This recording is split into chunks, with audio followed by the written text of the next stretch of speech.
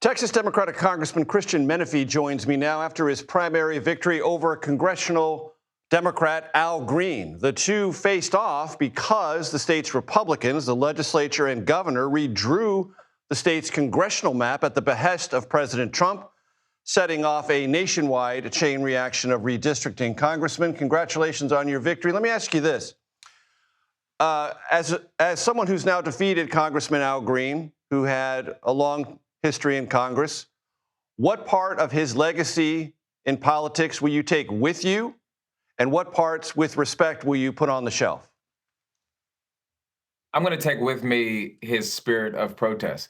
Congressman Al Green is an icon, became an institution in the halls of Congress for being willing to speak truth to the powerful directly to their face, including standing up at the State of the Union and letting President Trump know that he does not have a mandate. I spent my time in my previous job as county attorney for the largest county in Texas, fighting back against powerful Republicans like Texas Governor Greg Abbott, Attorney General Ken Paxton, and even the Trump administration itself, and beating them in court to ensure that we have health care, to make sure we have voting rights, and to ensure that every single community has clean air and clean water. I'm going to take that fight with me through the halls of Congress. I have learned a lot from Congressman Green, and I look forward to carrying that legacy forward. And I'm serving alongside him right now, so maybe I'll find something that I decide I want to leave behind. But for now, I'll just say that Congressman Green has been an absolute institution in our communities, and it's going to be an honor to serve after him in the parts of the 18th Congressional District that I don't currently represent.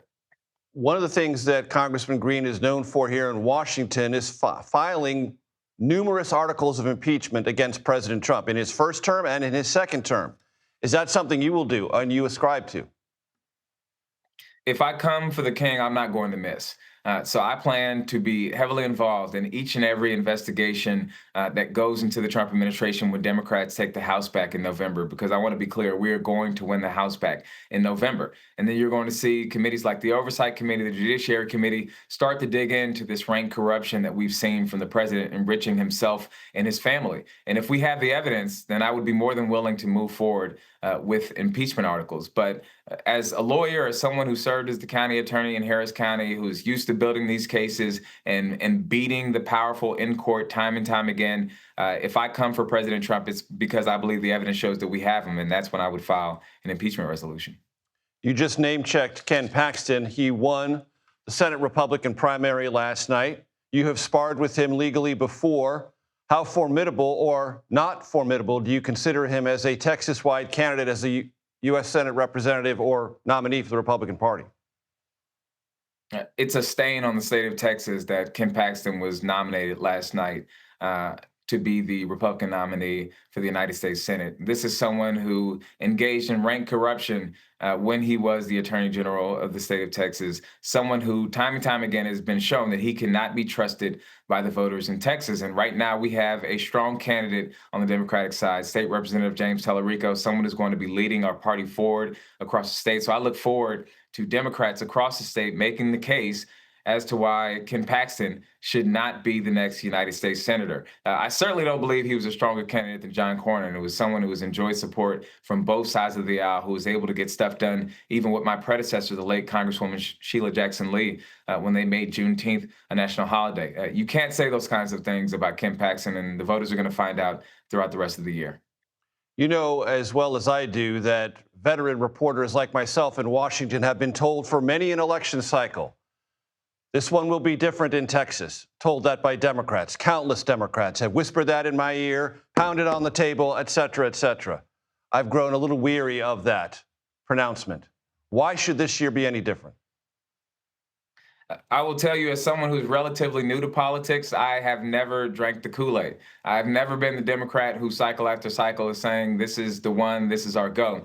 But if you look at what happened in 2018 with Beto O'Rourke, being able to have the success that he had against Ted Cruz, it's because he built an organic grassroots campaign. But it was also because we had an extremely unpopular President Trump in term one, who was doing all he can to lose the faith of the American people. We have that same president in office now. But the difference is he's engaged in a war that nobody asked for, where U.S. service persons have passed away. He's engaged in a war that has made gasoline more expensive. He's put tariffs unilaterally that have ensured that people's prices of their necessities and groceries are more expensive. The president is incredibly unpopular, and at the same time, we have a candidate in Texas who is grassroots supported, who is supported by independents, who's supported by people all across the political spectrums. And I think this is our year. But we also have a growing bench of Democrats who are going to help turn out the vote across this state. I just finished speaking with the Democratic nominee for Harris County Executive and the Democratic nominee for Fort Bend County Executive. These are two young, dynamic people who are going to turn out folks across their counties to ensure that we flip this state. So, yes, this is not the year. I'm not just selling you the Kool-Aid because I typically don't drink it. This is the year where Democrats are going to shake things up in the state of Texas. And with Ken Paxton, you have one of the least popular nominees in recent history. So this is the year to do it. Before I let you go, Congressman Menefee, what effect on the ground do you believe the redistricting effort in Texas will have this cycle? It has had a huge effect already. Folks across our communities were pissed that two leaders were pitted against each other because of the collapsing of Black and brown representation from two districts into one district. I believe that people all throughout the state of Texas are going to rise up and make their voices heard. But it was also what happened in the 18th district, where the governor delayed our election after the passing of the late Congressman Sylvester Turner and made us go nearly a year without a voice in Congress. People are upset, and they lay all of the responsibility at the feet of Texas Governor Greg Abbott. Republicans are going to have to answer for the conduct of President Trump, for the conduct of Governor Greg Abbott, and now for the conduct of their Senate nominee in Ken Paxton. And I think all of that is going to cause us to have record turnout on the Democratic side and see success in November. Congressman Christian Menefee, I appreciate the time. Thank you. Thank you.